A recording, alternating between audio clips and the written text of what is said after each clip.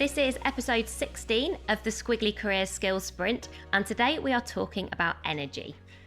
I'm very excited about. Of course you are. You're the energy queen. It is though. So it's one of my values, which to me means being sort of positive and proactive. So that's what my kind of definition of energy is. But it's also one of our company values. I've like worked it in there. But so it just feels really important to me. I don't know if I'm like an energy expert or anything. It's just something that I think is a big part, probably like of my identity. And the reason I think energy is important for all of us, like whether it's your value or not, is because Squiggly Careers have got lots of change.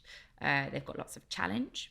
There is a requirement for us to kind of be work in progress and kind of be a learn it all. And I think that is a lot easier to do if you have energy in those situations. You can bring whatever. I think my energy is quite a visible energy. I don't think everyone's energy has to look like mine. I would say, thank goodness.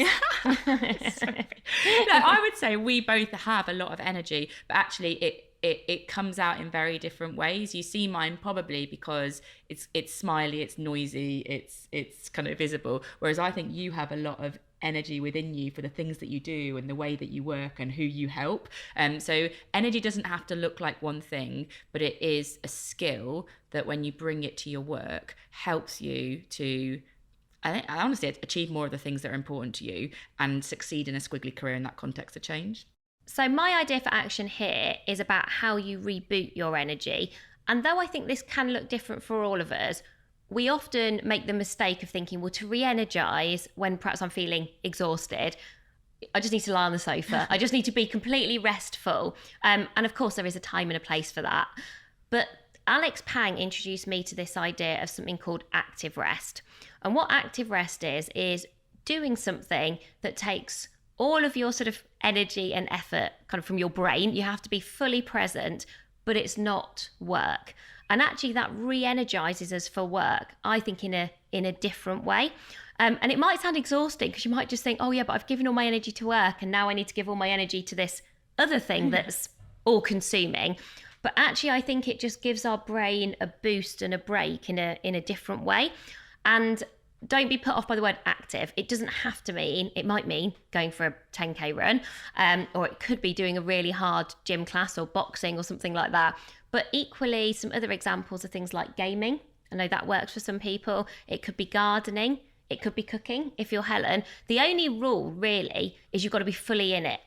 I think it actually has to have some stretch and challenge in so that you kind of can't be thinking about work.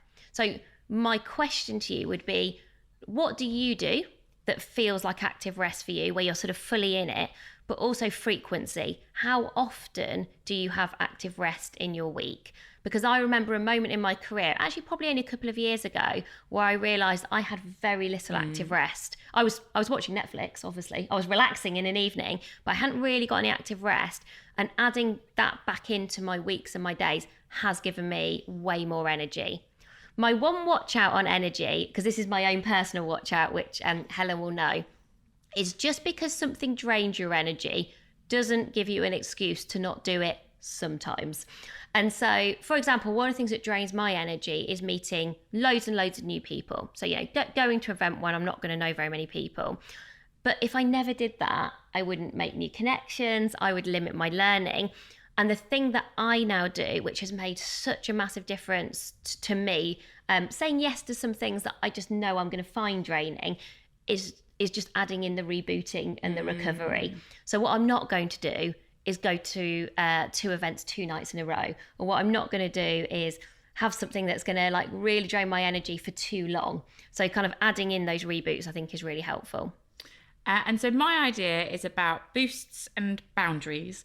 So as somebody who, I think I have a naturally high level of energy, but I would say that the way that I maintain that is this kind of boosts and boundaries thing. So I know, for example, there are certain things that I do that give me a kind of almost like a constant. They keep my energy relatively constant. So like sleep is I don't sleep loads. Like I'm not one of my friends, she talks about being a sloth. Like she loves a good 12 hours. I don't need 12 hours. I know, the sleep sloth. But I do need a good 6 to 7 hours sleep. I do need that, and I protect it a lot because I know that in the morning I just haven't got the same level of energy. I don't feel like myself. So sleep is really important to me. I think that kind of where I work, there are certain things like working in an environment like where there are other people. I don't like to be on my own for too long. So I have certain things that I design into my days that give me like a constant energy. It means I can sort of do what I do, but then I also know what boosts me and I prioritize it. And this is very different to Sarah, because I find even when I'm tired, so we've been at the end of a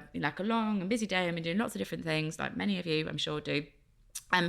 For me, the best thing for me to do sometimes at that point is to go out with other people, which would be the worst thing for Sarah. But I know that even if I'm tired, I'll come away from that moment more energized. I remember when we first started our business, we were doing it as a side project, and we would be tired from our jobs, and then we would meet at like 6:30, have a quick coffee, which probably helped the energy, and then we would go and train people from 7 o'clock until, was it like 8:30? Yeah. And I'd be on the train at 9:30, and I would be buzzing because I know that career development and being with people is a part of a boost for me. And I think working out what are your boundaries, like your basics, what are your basics for your energy, and then what boosts you, and looking at your week, looking at your month, and making sure that you protect the things that are your kind of energy boundaries, and that you add in some of the boosts, because we're all going to need them. That's what helps me kind of stay, energetic in my way.